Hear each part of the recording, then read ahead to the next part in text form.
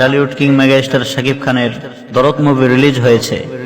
Recently in many countries of the world including Bangladesh.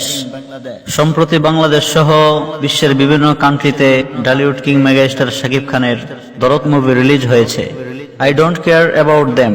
আমি সাধারণত এগুলোর কোনো খোঁজ খবর রাখি না, বাট আমাকে একজন বলল, হুজুর আপনার প্রতি আমার humble request, please exported a message about this.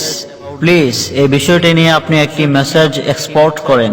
I think is very very important topic. By the way, সে আমাকে বলল, হুজুর that topic is specifically focus on. এই মুভিটিতে বিশেষ করে যেই বিষয়টিকে ফোকাস করা হয়েছে সেই বিষয়টি হচ্ছে husband wife chemistry, respect, loving and caring. সুবহানাল্লাহ পড়েন।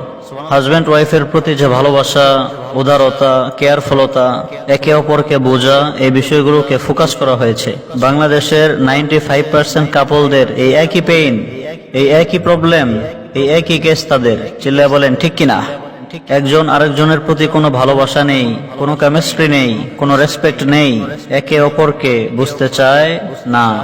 প্রত্যেকটি relationship chemistry, respect, loving and caring, এই বিষয়গুলো লং লাস্টিং রিলেশনশিপকে ডিজার্ভ করে। Otherwise not possible.